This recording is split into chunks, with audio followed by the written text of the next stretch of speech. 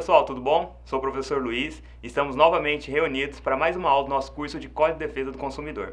Hoje vamos continuar tratando do assunto de práticas abusivas. Vamos finalizar hoje a parte final. Nas últimas aulas, o que a gente já viu?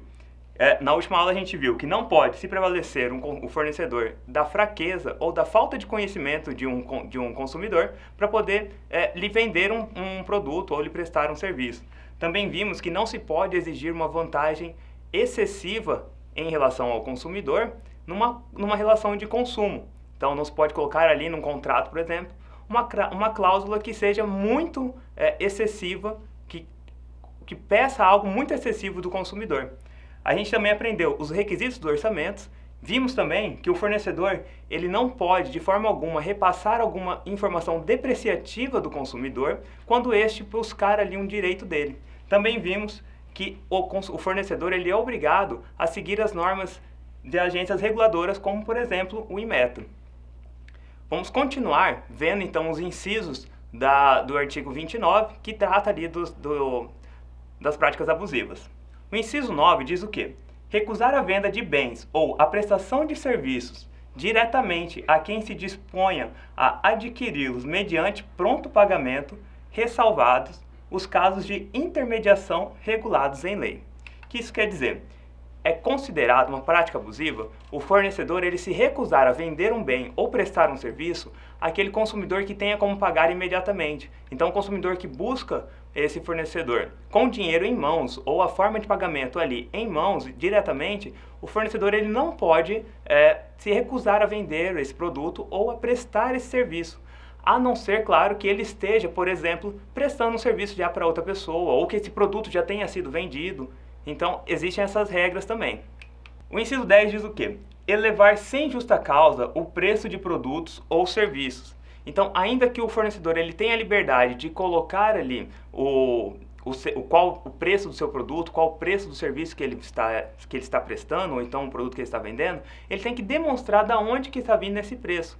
Então, por exemplo, um preço de um produto que comumente no mercado é um valor X. Então, vamos supor que o produto geralmente é R$10, mas em um supermercado está valendo 50. Por quê? Então, até o PROCON tem essas pesquisas, essas fiscalizações para isso, para não ter essa questão de um preço muito elevado em determinados locais, porque tem que seguir uma regra.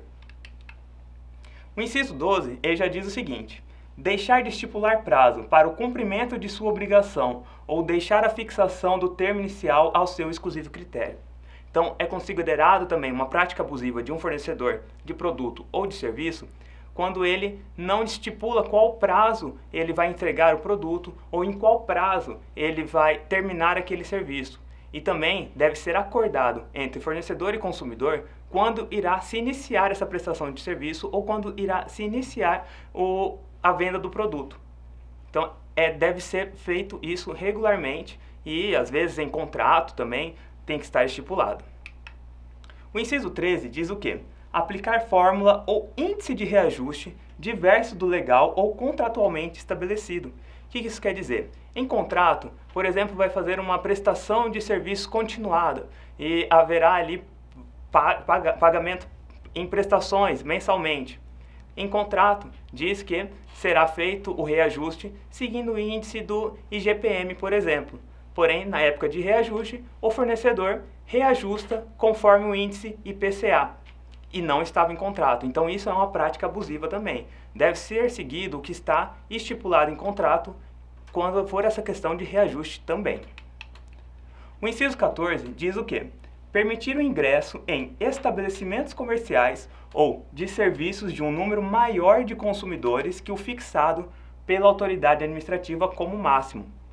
Então, por exemplo, uma casa noturna que tem o bombeiro vai lá, faz a pesquisa, faz os estudos sobre as acomodações daquela casa noturna e verifica, por exemplo, que a lotação máxima são 400 pessoas. O fornecedor desse serviço, o dono dessa casa noturna, por exemplo, ele não pode acomodar ali mais do que 400 pessoas porque ele estaria infringindo uma regra e estaria colocando em risco essas pessoas e seus consumidores. Então deve ser seguido isso também. Existem fiscalizações não só do PROCON, como também outros órgãos administrativos para poder coibir essa prática, né, para não colocar em risco os consumidores que utilizam esse local, né, que vão ali fazer compras ou que vão festejar algo. Bom, pessoal, chegamos ao fim da nossa aula sobre essas práticas abusivas. Continue conosco, vamos dar continuidade nesse nosso curso do Código de Defesa do Consumidor.